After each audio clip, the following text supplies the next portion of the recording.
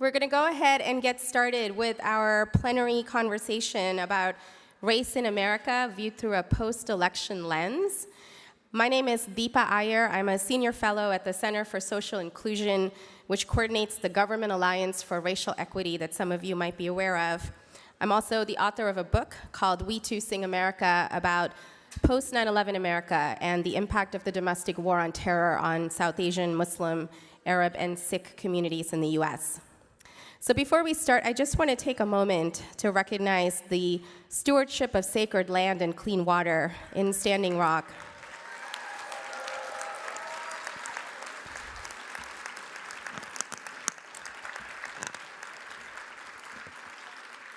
And to the water protesters and the indigenous communities who have been there for quite some time, reminding us of the importance of water and sovereign land. So we have a lot to talk about in the next hour and 15 minutes. Our goals for this plenary are to provide a baseline understanding for movement and thought leaders about the systemic and institutional barriers that face immigrants and people of color residing in America. We will also provide some recommendations to you for crafting effective state policy agendas that can respond to the needs of our communities, especially in this moment. So I'm going to offer some remarks just to get us started, and then I'm going to turn it over to our panelists. I'll introduce them to you, and we'll have a discussion, and we also obviously encourage you all to think of any questions that you have for us. So despite the fact that demographically our country is already in many places and will be in the next 20 years a multiracial nation where people of color comprise the majority population, it should come as no surprise to anyone in this room that we don't live in an equitable or inclusive society. It is not a surprise to us that many systems and policies of white supremacy, genocide, Islamophobia, and racism in the United States have long fostered racial and economic inequities for communities of color and immigrants. These existed well before the 2016 election. Whether it is police violence targeting Black and Latinx people, including LGBT and trans individuals, or it is state violence and surveillance and obstruction to the construction of mosques, or a pushback against fundamental civil rights, our communities have experienced these inequities and disparities at every level for decades and decades. But it is also not an overstatement to say that our communities are facing a crisis of significant proportions because of this election. Undocumented immigrants, Muslims, LGBTQ communities are literally concerned about their physical safety. In just a few weeks after the election, and it hasn't even been a month, the Southern Poverty Law Center has documented nearly 900 incidents of violence, harassment, and bullying at schools, on streets, and places of worship all around the United States, as this particular map shows. I think the numbers are going up every single day. Undocumented immigrants are worrying about whether the few benefits that they have and can access will be stripped from them. LGBTQ community members feel physically unsafe and unclear about protections they might have under the new administration. And American Muslims, already scapegoated and surveilled in the past decade and a half since 9/11, are watching with trepidation as the new administration's cabinet is filled with people who have been open about their white nationalist and anti-Muslim viewpoints, discussing in earnest a Muslim registry and hearkening to the incarceration of Japanese Americans during World War II as good precedent. So movement leaders and activists and thought leaders are focusing our efforts on building the resistance. We are looking to state officials like yourselves to hold the line on affirmative policies that will defend, protect, and support communities of color and immigrants. And we will talk about how to do that, all of that, in this panel today. So with that, to navigate this important conversation, I am joined by four remarkable people who have lifelong commitments to racial, immigrant, and economic justice. I want to introduce them briefly to you, and then we'll get started. So, Dorian Warren is the president of the Center for Community Change Action, the vice president of the Center for Community Change, and a fellow at the Roosevelt Institute. You may also remember him from his insightful commentary on MSNBC on shows like Nerding Out. Rashida Tlaib, all the way to the end, is the Community Partnerships and Development Director at the Sugar Law Center for Economic and Social Justice, based in Detroit. She is a recent Soros Government Fellow, and she is affiliated with Take on Hate, a project of the National Network of Arab American Communities. All of you might be interested in knowing that Rashida is also a former state legislator. In fact, she was the first Muslim woman to serve in the Michigan State Legislature. To Rashida's right is Dante, the executive director of Million Hoodies United, a human rights membership organization working to end anti-Black racism and systemic violence. An organizer with over 10 years of experience working with grassroots communities, Dante has also worked at the Center for Media Justice and the Roosevelt Institute. And last, we have Marielena Hincapié, who's the executive director of the National Immigration Law Center, which defends and advances the rights and opportunities of low-income immigrants and their family members. Marielena frequently appears on Univision, Telemundo, CNN, en Español, and MSNBC, and she's a member of the Jobs with Justice, Welcome US, and Center for Law and Social Policy boards of directors. Please join me in welcoming Dorian, Dante, Marielena, and Rashida.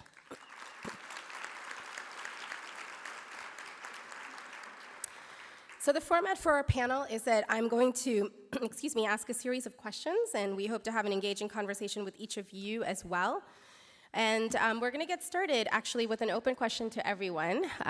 Each of you works in particular racial justice movements, communities of color, communities of faith. Tell us 2 issues or trends that your communities are most concerned about as the new administration comes into office. I'm actually going to start with Rashida and work down. Rashida? You wanted to start with the most angry person on the panel, I think. I knew what I was doing.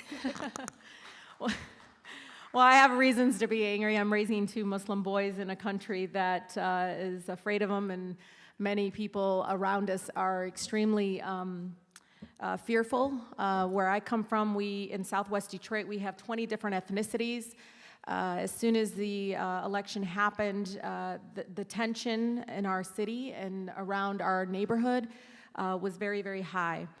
I can tell you one of the things that is coming down is obviously, for us, especially in the Midwest, some of the local governments had passed municipal IDs, expanded their racial profiling ordinances to include not asking for immigration status. Some people call that sanctuary city policies. All of those things that were created to kind of combat that fear, get folks, especially my immigrant neighbors, active on the social justice front.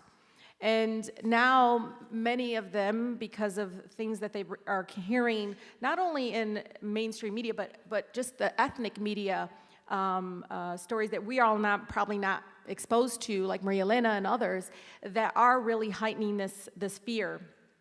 And so now people don't want to register for the ID, and I'm actually encouraging people not to in Detroit, because when a far right or whatever the hell racist bigots that want to ask for that information, how far will the local government go to protect their addresses and so forth, even if we're not collecting immigration status at all? Same thing with sanctuary cities and trying to combat that and having the federal government stop funding into those cities and so forth. How far will local governments go to fight that off and fight any kind of movement from the federal administration to stop them from protecting all of the citizens within their city and within their communities? And so those are the kinds of things I'm seeing coming down the pipe. I also already see something before the election, which now I feel is confirmation, is especially in Michigan, we have a high concentration of Muslims in the state of Michigan, one of the highest concentrated communities of Muslim faith. And one of the things that we are seeing outside of where the concentration is after a hate crime is committed, school municipalities and administrations are not treating them like hate crime, they're treating them as bullying. And trying to find that fine line, and Marielena, even as an attorney, we're trying to figure out why certain things, like for instance, one of the most progressive cities, I thought actually, in Metro Detroit area, Royal Oak. If you know anything about Royal Oak, which is literally on the border of, just miles away from the city of Detroit, it is a very, very, and anybody that you talk to in Michigan will tell you it's a really cool, hip, kind of, progressive, but a middle school chanted "Build the Walls." A noose was found in the bathroom. All these things happened, and the school administration tried to handle it like it was bullying versus an actual hate crime. And so what I'm seeing also as a trend in the issue is on the state level and even on the local level, the treatment of some of these, to me, many of them are criminal acts, or, because I see it in my city every single day when a black youth, accidentally brings something in or whatever. I mean, again, not harming anyone. There's zero tolerance, they're out. But we don't have that same kind of application to those that actually are creating this very hostile, violent environment for our youth. So I'll leave it with that. Thanks, Rashida.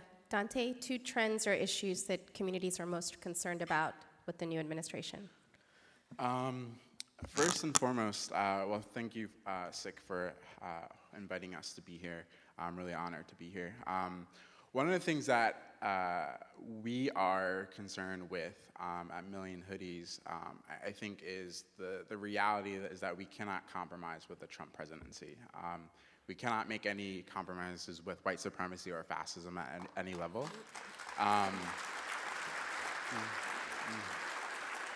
And we must remain true to our values and not build a resistance movement, but build an opposition movement. And it's important that those fights come down to the local and state level, because we know that the wins that we need to take to maintain and build power is going to come down from building local infrastructure. And so with that, I think one of the things that we have been noticing, and one of the things that we're really interested in, is this idea of sanctuary cities. I think when we talk about safety, and Rashida kind of pointed on this a little bit, one of the main concerns for a lot of our communities, whether it's black or brown, immigrant, or queer, or whoever, is this idea of safety, right? We have seen hate crimes rise. We have seen the threats for deporting millions of immigrants. And we have seen threats to create a Muslim registry, right? And all those things impact black people. Black people are all of those things and more, right? I really want to question if we're creating sanctuary cities, right? Are we actually really creating safe communities, right? When for people, when police are still going to kill black people with impunity, right? Are they really safe? And I think we really need to double down on our efforts to build the institutions and infrastructure necessary to keep our communities safe. Because in reality, not all of us are going to survive this administration. Some of us are going to be locked up in jail. Some of us are going to die through starvation, all these things. And so the reality right now is really bleak, and we need to double down on our efforts to think about innovative ways to protect and defend our communities and build local power for the future.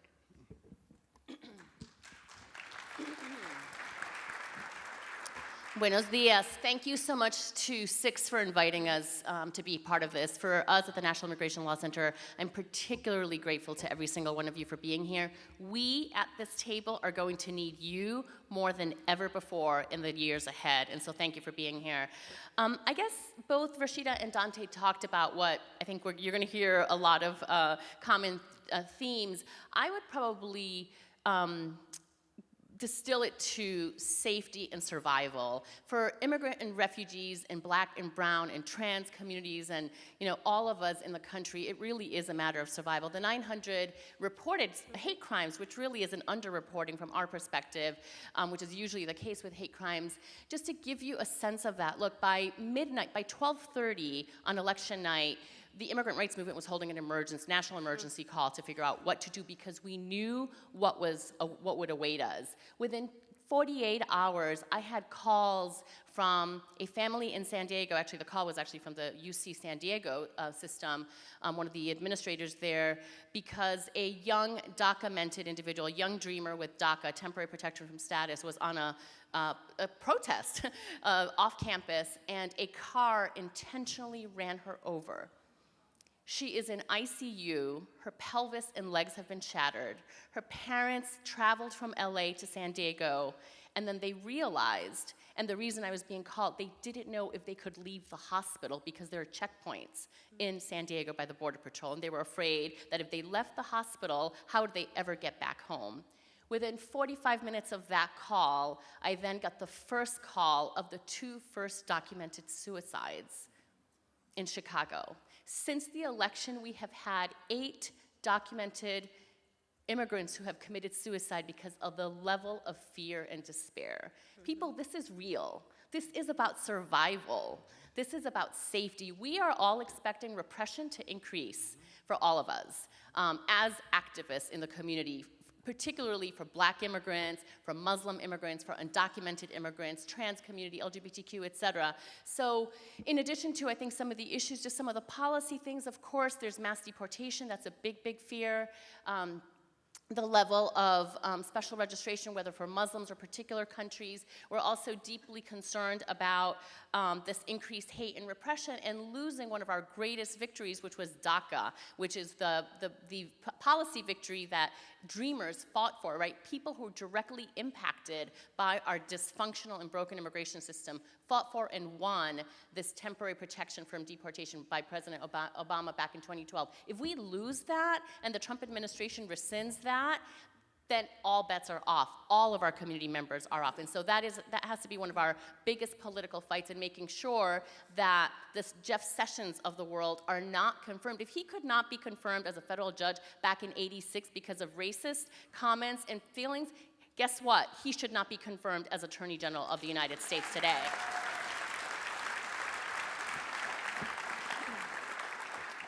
Can I just say amen to what my colleagues have said? I don't even know how to follow that or what to add, but I can tell you, and this will sound familiar, the 2 issues that I'm most concerned about is the rights of immigrants in this country, and my organization is launching an immigrant defense campaign because we're worried about not only increased deportations, of which the Trump administration will redefine and expand who counts as criminals to do that, but also not just deportations, but incarceration, and the expansion of private prisons to incarcerate who they deem as criminal immigrants. So that's issue number 1.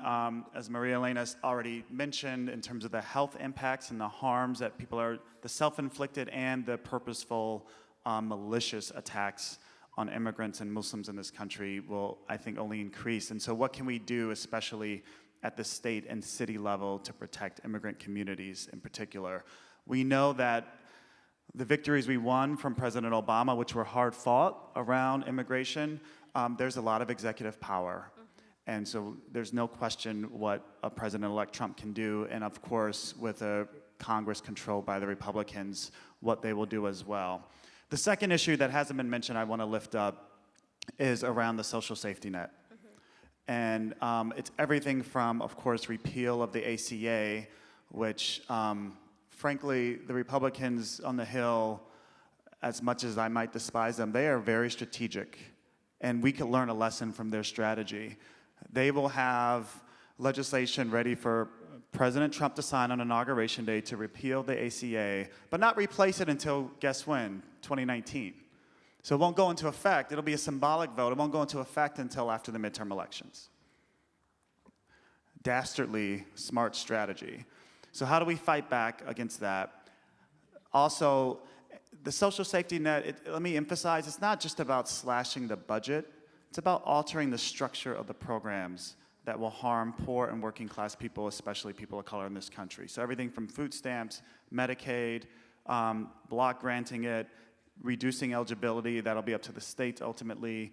But in addition, privatizing Medicare, and just the total gutting of the structure of our social safety net we've had for over 50 years. And so how do we think about the fight back, the opposition to what's going to happen over the next 2 years? And how do we, as we're recruiting people, by the way, to fight back, how do we use this moment of danger as an opportunity to movement build and recruit millions of new folks to be involved in our movement and to join us in fighting back? Great. Thank you so much to all of you for those very sobering remarks around survival and safety, as Marielena put it so well. Deportations, hate violence, surveillance, criminalization, the erosion of the social safety net. These are just a few of the issues that are in front of us. So I wanted to dig into those a little bit more with each of you. So Dorian, we'll start with you. You talked about the social safety net, and I know that the Roosevelt Institute, one of the hats that you wear, released a report in 2016 about rewriting the racial rules for the economy. This was well before the election. Can you talk a little bit about how current economic and legal systems are failing people of color and what it means to rewrite the racial rules in the context of this new administration? That's a small question. Thank you, Deepa. So let me just give a couple of quick examples, and as I do, none of this will surprise any of you. So when we talk about the racial rules, we talk about the set of rules that stack the decks against people of color in this country. So whether it's rules of the economy, which exclude those with a criminal background from even having access to jobs, or if it's the informal rules that employers use so that when Black and Latino people in particular try to get hired for jobs, they get channeled into the lowest paying jobs and the most dangerous jobs that we don't often have the means to address. So there are exclusionary rules in terms of criminal background, for instance, in terms of people lacking access to the job market. There are informal rules or norms in terms of employer discrimination. And then there are places where there are no rules, where we need some rules to regulate racist behavior in the labor market, for instance. So we can make a lot of progress at the state and local level, especially around rules of the economy. Let me give you another example. Voter suppression, anybody heard of that? Right? Since 2010, it's up to 2 dozen, I think. States have passed laws to restrict the access to vote. There are places where, and we have data to suggest that where restricted access to voting intersects with the rules of our racist criminal justice system. So I just want to give you some statistics really quickly. This is what we know in terms of people with a criminal, who touch the criminal justice system and their likelihood to vote. So if you've had no criminal justice contact, you turn out to vote about 60%. If you've been stopped by the police just once, that drops down to 52% of people who are likely to vote. If you've been arrested, it drops down to 44%. Serve a prison sentence, it's around 40% or less. So every contact somebody has with the criminal justice system, their likelihood of participation goes down dramatically. And we know that this was, by the way, a razor-thin margin in this election, right? Was it 107,000 votes in 3 swing states? So the conservative movement has been very smart about writing the rules to restrict access to our democracy so they can win elections, to either blocking rules at the state and local level when we try to make the economy more equitable, or we try to reform criminal justice systems that are racially discriminatory. They've been very smart. And so we have some bright spots in this room, I know, of efforts to reverse that. And I'm thinking, and this is the last thing I'll say on this, a way to write the racial rules in an inclusive direction is what the California legislators are doing right now. Who's here from California? Oh, rousing, yeah. Right, they're about to pass this week, I think, right? They are working. Some new rules to protect immigrant communities, some new funding for criminal defense attorneys who can defend them. They're writing, and some rules to make sure that cities don't cooperate with federal immigration authorities. So what are the ways we can imagine, and that you can imagine rewriting the rules in your states and cities to be more racially inclusive and to protect communities of color, particularly Black and immigrant communities in this moment of danger? Thank you, Dorian. Marielena, I wanted to turn to you to also touch a little bit about the structural barriers that face immigrants. We talked about criminalization and deportation, but as we all know, there are everyday barriers that immigrant communities face to social services, language access, and the like. So can you give us a better understanding of what these are and how they might get worse as we move into the next few months? Thanks, Deepa. And I think, yeah, as Dorian mentioned, for those of you who are interested in working on these, and we'll talk about this later, what are the opportunities for you to work on? We are happy to work with you at the National Immigration Law Center in terms of that model legislation, things that you can do to follow what California is doing right now. But I think just to share a little bit about the National Immigration Law Center, we are focused on low-income immigrants so that we're working at this intersection of race and immigration status and class. And we believe that, frankly, everyone, regardless of where we were born, what the color of our skin is, whether we have papers or not, or whether we have money, should have access to basic tools and resources to be able to fulfill our full potential and contribute more to our families, to our communities, to our country. That's not the case. So despite what the right has done in terms of their misinformation campaign over the last decades, and people think that immigrants, especially undocumented immigrants, are here to take all of these benefits, the fact is that there are structural barriers. In addition to race and national origin and language discrimination, our laws have been written, and going back just as a reminder, the welfare reform law from 1996, 44% of the savings from welfare reform were on the backs of legal immigrants and refugees in terms of the denial of benefits. Undocumented immigrants do not have access to federal benefits unless they're provided at the state and local level, and happy to talk more about that. If we look at the most recent example of this is access to health care, right? President Obama's signature policy, one of the most progressive pieces of legislation that we have, but even under the Obama administration, the White House decided to exclude undocumented immigrants even from paying out of pocket for the federal exchange. In a capitalist society, we're not letting people even pay if they could afford it. And that was very much a reactionary response to Representative Joe Wilson from South Carolina yelling out in a disrespectful and derogatory way to the president, saying that he lied. Do people remember that at the joint session where he was like, "You lie," to a president, right? That would not happen to a white president. So let me just point that out. But secondly, the fact that the reaction to that from the White House was, no, we're not lying. We are going to block undocumented immigrants. And in fact, in 2012, they went a further step to the right and actually even denied documented young immigrants who have a temporary work authorization and protection from immigration status. On the one hand, the White House is saying, we're going to give you this protection, but on the other hand, we're going to deny you access to health care. Completely makes no sense. And we have example after example of those types of hypocritical policies that frankly undermine everyone, especially U.S. citizen children. You cannot care about the welfare of children and the well-being of children in this country if you aren't looking at what are the policies, immigration policies, that are excluding their parents. For most U.S.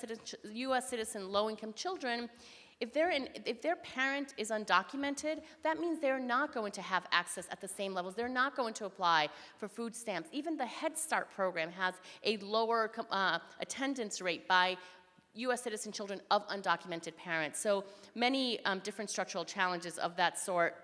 Lastly, on education, fortunately, we have a strong Supreme Court decision, the Plyler law, which says all children, regardless of status, can attend school from K to 12, regardless of immigration status. Of course, that doesn't apply to higher ed. So there are many challenges for low-income immigrants in terms of having access to higher education. But even in the K through 12, we see in many conservative parts around the country, every July and August, our organization at the National Immigration Law Center, we get tons of calls from people who are having trouble enrolling their children, especially if they're undocumented, if the parents are undocumented, in K through 12 because school systems try to deny even enrollment at that level. And lastly, I'll just say, in terms of early childhood education in particular, one of the biggest barriers is the fear that children are living with and growing up with, the trauma of the fear of deportation. Are their parents going to be there at the end of the day to pick them up from school? Are their parents going to be stopped because they're driving while brown on the way to school and are going to get racially profiled and then put into the deportation pipeline? That is impacting our children's ability to be educated because of that fear, and that fear is only going to get worse in the next 4 years. Thank you so much, Marielena. And I hope that we can come back to this even more towards the end, and you can give us some recommendations on how to work on this at the state and local level. So thank you so much. Dante, when we started, you made this really powerful remark that Black people are immigrants, Black people are trans folks, Black people are Muslims. And I was wondering if you could talk a little bit about the Movement for Black Lives' policy platform, which actually includes all of these different pieces, goes well beyond addressing police violence, which most people think is kind of the only and main policy issue. So can you talk a little bit about some recommendations from that platform that can also connect to what state and local legislators are facing today? Yeah, so a little background. Million Hoodies, we're a Million Hoodies Movement for Justice. We started in the wake of the murder of Trayvon Martin in 2012. And we are a membership-based organization, so building next generation leaders of young Black and brown people in about 10 communities across the country, doing powerful work locally to transform the communities from criminalization and violence. And we are part of an ecosystem of organizations in the Movement for Black Lives. There was always this question in the movement, critiques of the movement is, what do y'all want, right? Why are y'all in the street? What do y'all want? And so we were on building a platform to answer and address this problem. And there was actually a comprehensive agenda that engaged about over 50 organizations locally and national that engaged their membership, thousands of Black people across the country, to develop this policy proposal, a set of recommendations, or really vision for how we envision Black liberation. And so we have 5 key demands, or 6 key demands, and you can go to m4bl.org to see this, the whole thing. The first is end the war on Black people.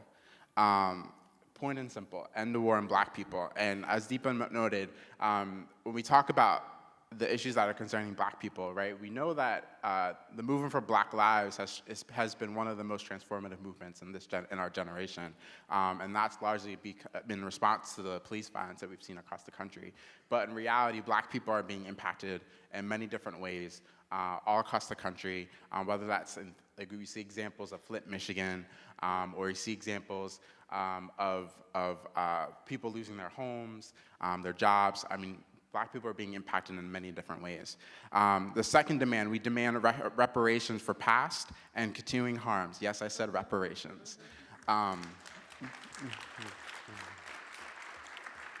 The third is that we demand investments in the education, health, and safety of Black people, and divestment from exploitative forces, including prisons, fossil fuels, police, surveillance, and exploitative corporations. The third demand is economic justice for all, and a reconstruction of the economy to ensure that Black communities have collective ownership, not just access. The fifth, demand community control in the laws, institutions, and policies that are meant to serve us. And the last is demand independent Black political power and Black self-determination. All of these demands and the policy proposals that come out that follow them can be found on M4BL policy platform website. And I think this can translate into some local opportunities, right? We see some transformative work that's happening, particularly in Chicago, around divestment and reparations, where the Chicago families that were impacted by police violence received reparations for the harm and torture that they received over generations. And we're also seeing an overall framework around divest and invest, right? right? Divest from policies and institutions that are harming our communities, and reinvest in local communities and thinking about local budgets.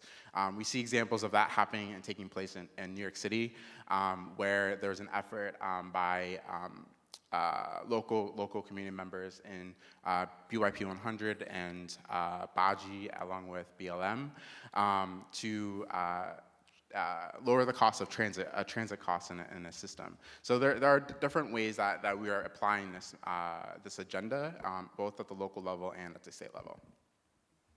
Great, thank you so much, Dante. And again, people should please feel free to look up the Movement for Black Lives policy platform, which goes into all of those recommendations in detail around Black liberation, which is everyone's liberation. So last, Rashida, I wanted to ask you in particular, the people in the room are state legislators. You have been a state legislator. We were wondering if you could tell us some best practices that legislators can really think through to maybe think out of the box to create some change in their localities, and what have been some resources that they can find in their communities to work with as well. If you can put that slide up. Okay, great. So I got a bit of a reputation in the Michigan legislature to, they label especially women when we're very vocal, upset, we're either emotional, angry, combative, aggressive. I think being a community organizer going into the legislature, many of you might have been community organizers or worked in the nonprofit sector before getting elected, but I was just even telling Dante, you don't even realize until I was there the kind of resources that you have available to you to elevate the voices of the residents that elected you. So I have in many forums talked about this, especially to what I call community members without titles. These are block club leaders. These are folks that are, engaged civically, know what's going on, but they don't know the specific things that they can ask their legislators beyond whatever bills that we're pushing forward. You all hear it over and over again about the use of your letterhead. How many of you have letterhead in here? Come on, raise your hand. Okay, a lot of us don't use that letterhead beyond writing letters to constituents or the power to convene. And the thing about when this comes to mind is, I'll tell you, I wasn't on the federal level, but ICE literally showed up around a school and a church in my district, where it's against their own federal policies to actually do any ICE operations near a sensitive area, and they listed them, which included schools, funerals, and churches. They did this twice in my district. You could say, what is a state legislator to do? Well, I got very, very upset, met with various people, because literally it created chaos. And so I used the power of my letterhead, and I sent it off. I made sure somebody watered it down, but I did send it off. And I said, then I said, okay, now I want to meet with some people. I'll tell you, it's a great story. My cousin was out somewhere at a restaurant, and she runs into this guy who's hitting on her, and he goes, wait, I swear, Deepa. He's like, wait. Because he said he worked for border or immigration. He goes, you must know my cousin, Rashida. He goes, oh, shit. Let me get the hell away from you. Because you know what ended up happening is folks from the U.S. federal government ended up coming down. Now, I did it on my own. I made sure they knew this is the coalition that would be meeting with you. It wouldn't just be me. You're not going to just be meeting me. You're going to meet One Michigan, Michigan United, immigrant rights justice groups. You're going to sit down with us. And it did create a movement in the community to stop it. So please use your letterhead. You could also use your letterhead, by the way, if you know a property owner that's doing illegal stuff out of their homes, you can send it. They don't know what the hell state rep does or anything. That you can actually send it and just say, I just want to let you know that I've been notified that there's some illegal activity happening in your property. And you, sure enough, you'll see them evict those people. So next thing, a lot of you might think, man, press conferences. Some of you, and I was telling Dante this, I don't know what each state's resources are. But the power of the press conferences and the statements is phenomenal. Yeah. Even now, Jeff Sessions, how many of you have just got a coalition of folks to just have a press conference about how this is going to impact your state. How is this going to impact your neighborhoods? Raise that awareness. Raise the voices of those 90 to 100, whatever thousands of people that you represent through a press statement, through a press conference. They are hard to do. But as a former community organizer, I could do, you can kind of, we're pretty, I know, you know how it works. But you all have done it for yourselves when other things were going on. Do it for them. They would appreciate it. And I've also did sign-on letters. When a state rep sends it out to a listserv, said, hey, can you forward this? I want people to sign on to this. When you send it off, it's powerful. People sign on because they trust you already. They will sign it. And it's phenomenal when you're able to send that to the EPA and to the other federal levels. Create listservs. I started a We Have a Right to Breathe campaign in my district. 1 of 5 children had asthma. This is a community I grew up in. I didn't really realize that odor wasn't supposed to be there and all this other stuff until I got very active. And so we create this listserv, and this listserv is the shit. Everybody on this listserv submits comments to the public, on the state level, on the local level, and we actually do actions. They come up, now I can't even stop them. They come up with stuff, and I'm like, you want to block trucks? Okay. So those are things that you get from those kinds of creating the listserv. Again, that's the power you have, is to convene. You don't have to convene physical meetings, but you can convene people online. I'm sorry, I'm almost done. Writing op-eds. I'll tell you this. Keep going. It's very, very, very, very critical that you help raise people's voices through op-eds. Now, I've written so many op-eds with not my name on it. I am so proud of them. I'm like, Mr. Hickey, that's your op-ed. And he's like, everybody called me and said, but it's their voice. You send it to the community member. You talk to them over the phone. Have a conversation, first of all. And then you help write it, because it's very intimidating to them. Now I can't get Mr. Hickey to stop writing op-eds. He's on his own. Again, that's how you build power. And then use of public access cable. Now, I used to do this. I hated the notarios in my district. Some of you might not have this problem, but I had public notaries, because in Mexico, they're considered lawyers, and they would cheat my immigrant families. Like, it would drive me crazy. I would actually go down to the office and say, give them back the $3,000 for applying for something that doesn't even exist. And these are things you can do. Be careful, because one did have a gun. But I mean, I think it's so true. But I think that you can basically, in my public access TV, I talked about these things, and I said, how many of you have an immigrant neighbor? Not all of them are going to have access to the public channel, but some of your legislative staff actually have the capabilities of recording a cable show, and you could put it on. I did one too on. A lot of our families, especially seniors, get scammed like crazy when it comes to income tax stuff. So be careful, and those are things you can also do. And public service announcements. Have somebody in your office research it, see where the resources are to actually do those announcements. What I say about this is this. Even a public announcement can be like, listen, are you being discriminated against? And I'm your state representative. Are you being discriminated against? I just want you to know you can call the EEOC, you can do this, you can do that. It can be informative in that way. And again, you don't have to be an attorney, you don't have to be, I have many friends that are legislators that are physical therapists, nurses, teachers, but it's your job as a public servant to inform them. You're getting that information out to them, and you're getting it out to them for free through these access to the public. Robocalls, now don't call them robocalls, I call them here to help here to help, sorry, here for the, here to help. Now, these are, I used to send them out all the time, and saying, hey, guess what? AK Steel Company is trying to apply for blah, blah, permit. Well, in this case, you can say, hey, our Detroit City Council is talking about sanctuary cities right now, and you all need to show up. These are things you can do very cheaply. Not all of you can do it through your house allotments. Remember that.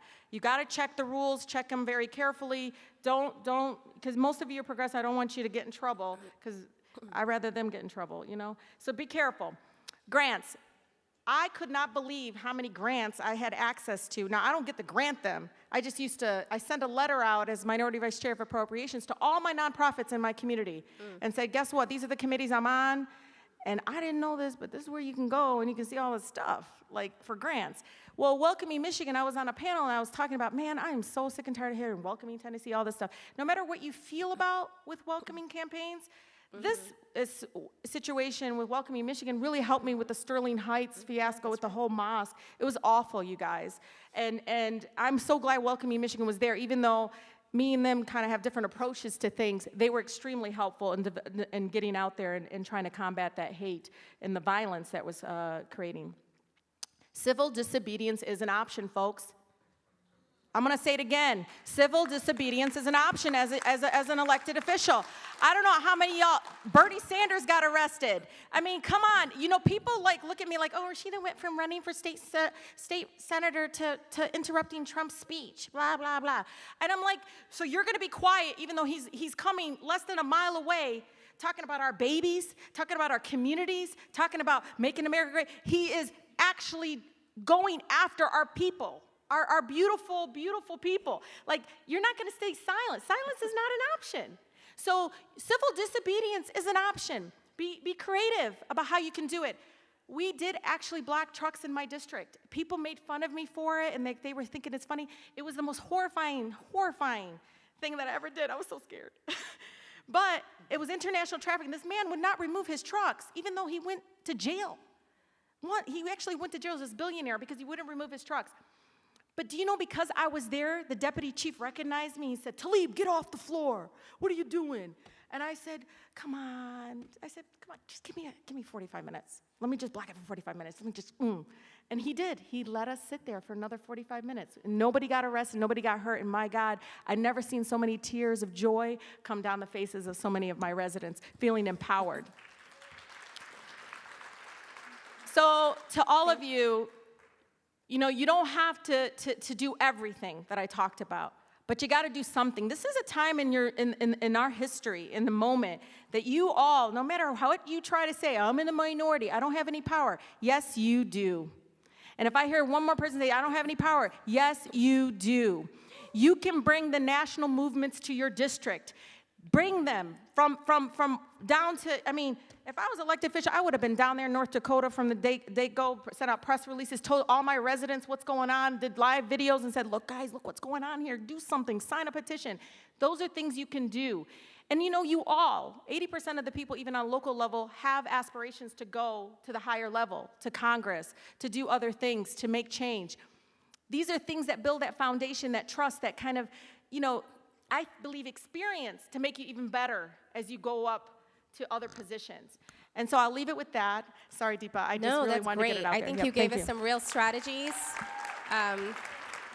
No, that was really great. Real strategies that I think connect with people in the audience and what you're doing every day. So thank you to all of you for laying that context, right? And so, you know, we obviously want to move a little bit and shift a little bit into actual recommendations and tactics and issues that folks like you can be thinking about, perhaps, you know, in the first 100 days in tandem with what's going to happen at the federal level even. So before I move into that part of the discussion, I wanted to say that we are hoping to have some Q&A. So if you can think of some questions, please do. We'll get to that in about 10 minutes or so. So as we segue into the what next, right, the what now, I wanted to start by reading a really powerful statement that SIX released right after the election, and I want to commend the leadership of Nick Rathod and his staff on this. And the statement in part read, we can't keep making the same mistakes and expect different results. There is hope for progressives and the critical issues on which we work even in this darkest hour. But it is not in Washington. It's where it's always been, in states and municipalities across the nation, where elected officials are shaping laws that will impact our lives and our communities for the years to come. Is that a great statement? Can we give it up to SIX for that statement? Which we know is absolutely right and on point. So with that, and I wanted to ask each of you to take your time with this at some level in terms of thinking about some really clear recommendations for folks in the audience. What should they have their eyes on in the coming months? Are there particular models or resolutions that people should be thinking about? And I'll try to frame it a little bit for each of you. Let's start with Dorian. So, one of the things that strikes me is that it seems that at the federal level, our civil rights systems and agencies are likely to be diminished, if not eviscerated, at some level. And so, even in that context of ensuring that people have civil rights and immigrant rights that can be enforced at the state and local level, perhaps you could talk a little bit about that and some other economic policies or social safety net policies that state legislators can take up. Thanks, Deepa. My first recommendation is if you want ideas and advice, just call Rashida. Real simple. Call her first. I'm inspired. Thank you for that.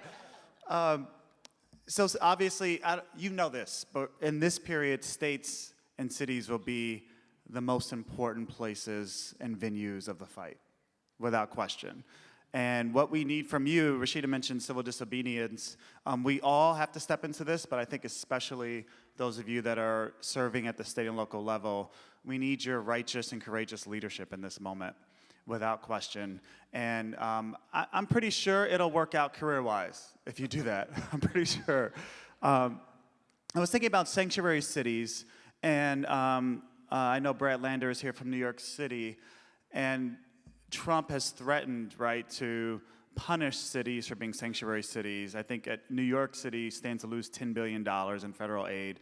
Well, it turns out there's a little irony in that threat, and that is the Roberts Court itself, when it was upholding and carving out the ACA, actually gave us some levers to protect our cities from federal, right, from that threat. So there is a clause in the 2012 case that the federal government essentially cannot use its tools as financial guns to the head. And this was a way to prevent the Obama administration from forcing states to expand Medicaid, right? So now we can use that to our advantage. Actually, we have some legal tools and Supreme Court precedent that can shield our sanctuary cities. Right? Thank you, Roberts Court. Nonetheless, we still need your help, right? Because cities are creations of states. So we need your leadership to actually ensure that cities are protected and have as much discretion to do the kinds of protective actions they need to do. Rashida also mentioned press conferences. I would emphasize continuing to publicly tell the stories of harm that will happen in terms of your constituents. In a fact-free world now, apparently, there is not enough that we can do to keep pushing out and reminding this country the stories of harm, the ways in which the decisions and policies of the Trump administration and several of, those of you in really conservative states, some of your colleagues, right, how the policies are harming people and your constituents. So lifting up those stories of harm. This is one specific request. If it so happens that the Ryan Congress, along with Trump, really come after the social safety net, including Medicaid, Medicare, et cetera, can you please resist the work requirements? Can you do that? Can you commit to do that? Because that's the goal, is to create new work requirements for Medicaid, for instance. So resist that at all costs if that happens down the line. And then last but not least, because I don't want to, this has been a sobering panel and we could all walk away very depressed. There are some bright spots, right? We actually won some local and state fights a couple weeks ago, and in lots of places there are aggressive, affirmative, values-driven campaigns, whether it's around minimum wage or paid sick, whether it's around criminal justice reform, voting rights, voting rights, voting rights. I cannot emphasize that enough. How do we still advance our agenda with an eye towards 2018, 2020, and I don't have to tell you this, redistricting, right, in the next decade? So as we're playing defense, what are the affirmative, positive fights that we can engage in that help recruit new people to our side and also set us up for the long term? So I'll stop there. Great. Thank you so much, Dorian. There's a lot of food for thought. And so moving on to Marielena, I'm wondering if you could talk a little bit beyond kind of sanctuary cities, which Dorian already addressed. What are some types of policies that really have some teeth that can be enforceable at the state level for immigrant communities in particular? Sure. So again, just to echo your leadership and your power as state and local electeds is going to be even more important than ever before. Use it, leverage it. A couple of ways that we've done that. I'm just gonna take us back to 2010. Folks may remember the last time, Chris Kobach, who's the co-author of a lot of the state anti-immigrant laws, who's also the advisor to Trump during the campaign, and is on the short list of the Department of Homeland Security. Their policy, they tried to do what they want to do now at a national level. They tried it in Arizona, right, SB 1070. We at the National Immigration Law Center, along with a broad coalition of civil rights organizations, sued Arizona, Utah, Indiana, Georgia, South Carolina. We won. We won in the federal courts. And you, as state legislators, are going to need to help. We need you to help play that role. The courts are going to be one of our biggest tools, and you can make sure that your governors, your attorney generals, are weighing in and being part of those lawsuits, right? Texas played an instrumental role in stopping the Obama administration, suing time and time again. Who is your state going to be the next Texas? To really move. I mean, litigation can both be an offensive strategy as well as a defensive. Let's slow down. Let's disrupt. There's a lot that we can do to stop this administration. So make sure your governors, your attorney generals are ready to work with us on a litigation strategy. Second is, what California is doing right now, one of the biggest challenges we have is that with the mass deportation that awaits our communities, the Constitution right to counsel is not the same in the immigration context. You have a right to an attorney, but only if you can afford it. There isn't a government funded, and so we need funding at the local level or at the state level so that we can have deportation defense. And that, again, we're happy to share model legislation on that, both at the state level and on the local level on that. I would say build on the victories we've had and add teeth and protections and enhance that. I'm referring specifically to access to driver's licenses. So as I mentioned before, in 2010, 2011, we were suing because we were on a defensive strategy. We shifted strategies and went on the offense. In the last 3 years alone, 75% of immigrants now live in a state with access to tuition equity, right? In-state tuition. 40% of immigrants now live in a state with access to driver's licenses. 1 out of every 2 immigrants live in a locality where local law enforcement provides some confidentiality so that a victim of a crime or a witness to a crime can call police, call 911 without the fear of deportation.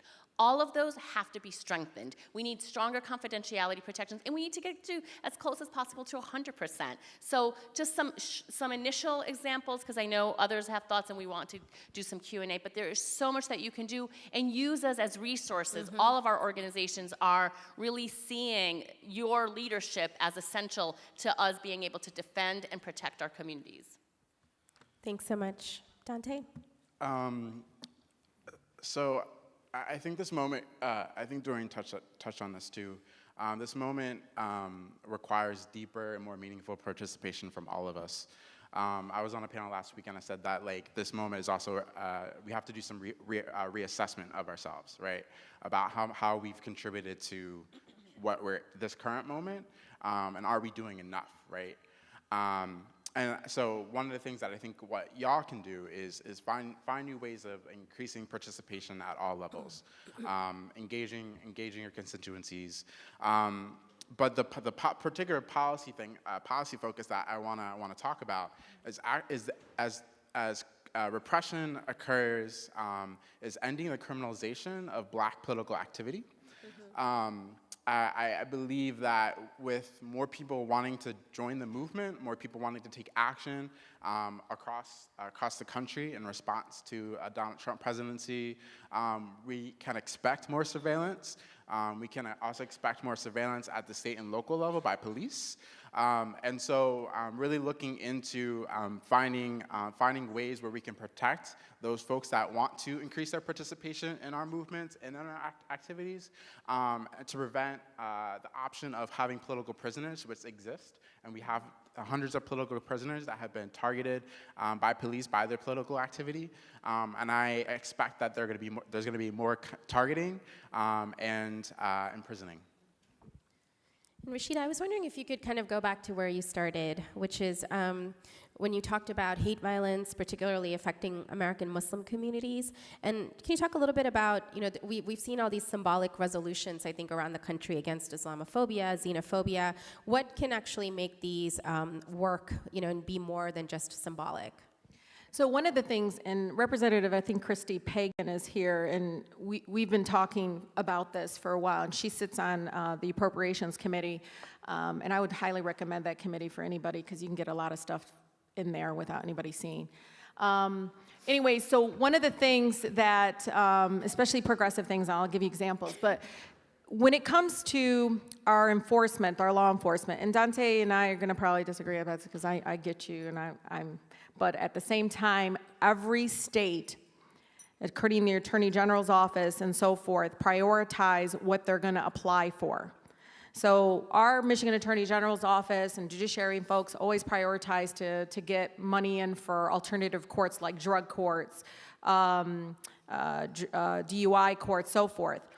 And each of them, they go after, I think it's the Burns grants, but most of them can apply for other grants, but they don't prioritize it. So I know that the U.S. Department of Justice has money to start training people to start looking at hate crimes very differently, right, Marielena? But our states, because it's the same, and bureaucrats, I mean, let me tell you, some of the state employees, they're phenomenal.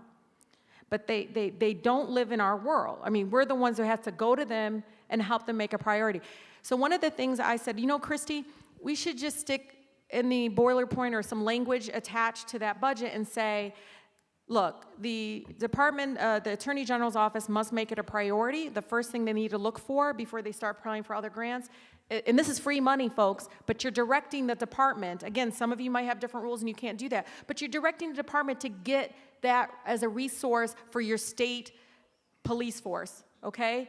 Many of them are completely ill-equipped to deal with hate crimes. For instance, in New York, when that beautiful middle school girl got jumped by two of her colleagues, they ripped her hijab off and everything. And they never called the police. They never called the police to actually make a assault, it was an assault. It literally in a hate crime. But they never thought, the district and folks never called the police. And I think in some ways they did call the police, and the police says, well, that's probably what it was. They did call. Mm-hmm. And the police was like, I don't know what to do. So try to do things like that for many of you, you may not want to jump the gun and go do a bunch of things that your district might see controversial, just why is our state rep doing that or whatever. But those are things you can do, is work with folks on appropriations to get language in there directing departments to do certain things. And those are very easy wins for you, even if you're in a minority, those are easy wins for you. The last thing I'm gonna leave with though is other kinds of easy wins. So one of the things that I thought were just great, and as a former immigration attorney, I knew things like the definition of unlawful presence, all that stuff.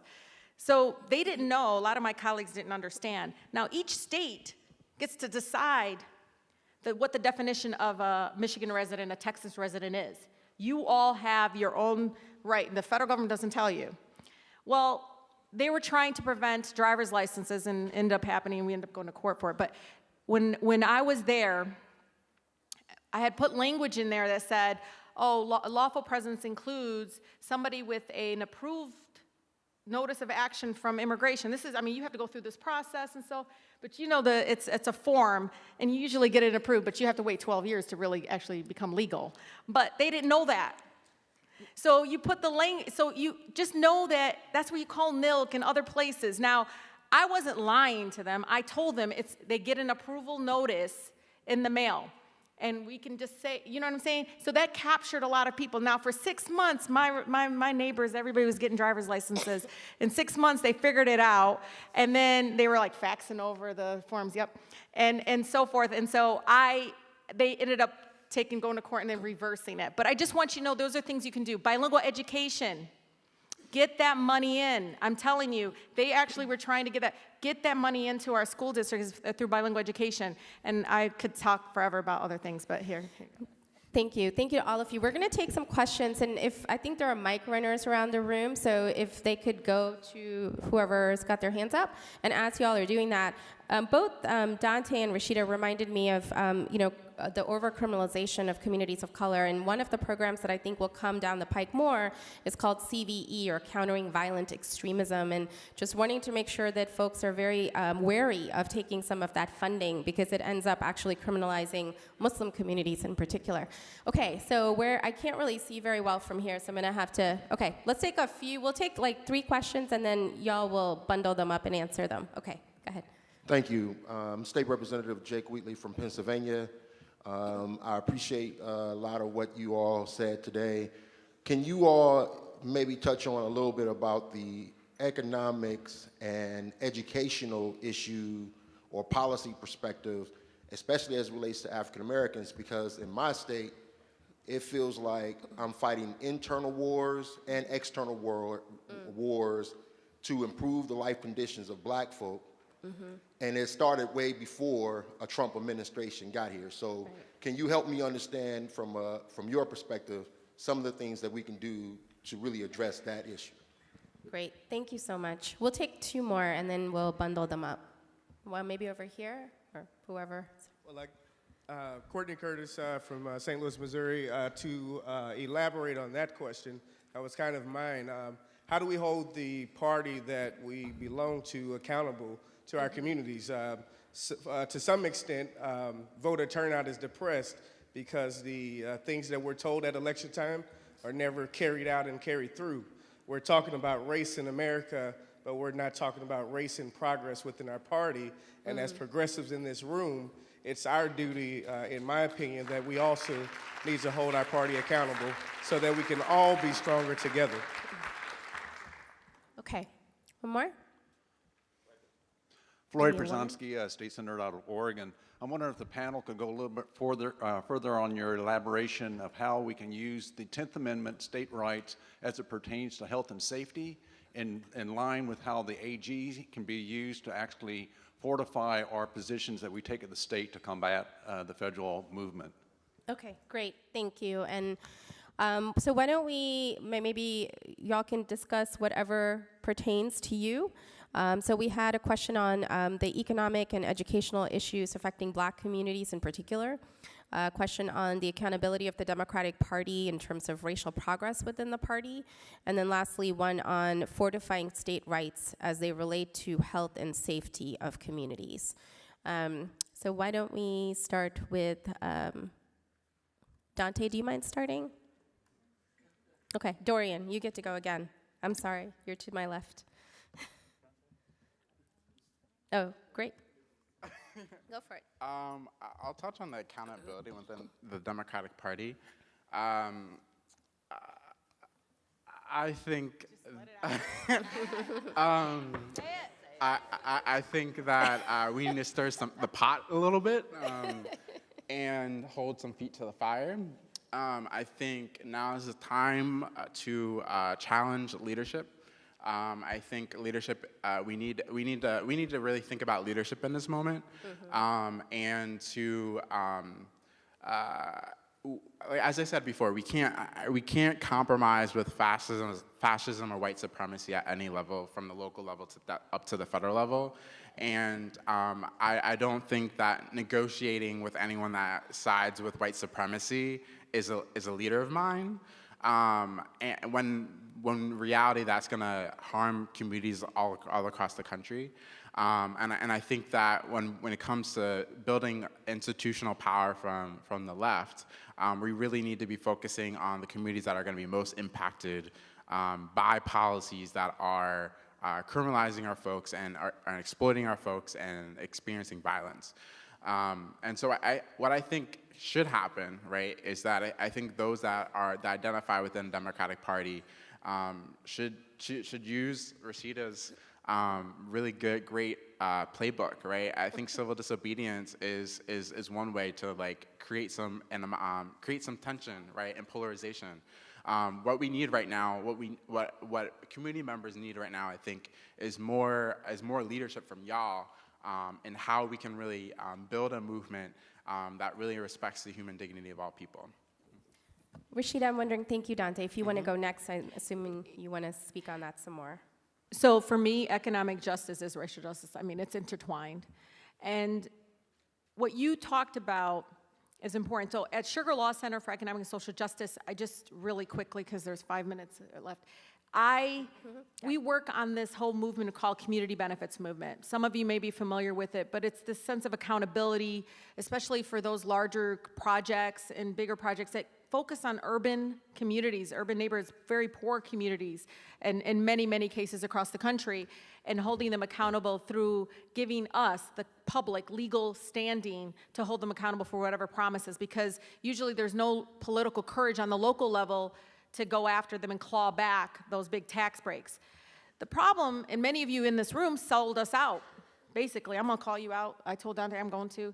But many of you sold us out when you voted for those big tax breaks because somebody gave you $500, or maybe you just thought it's so cool to know Dan Gilbert. I don't know. But the thing is, that money comes out of classrooms.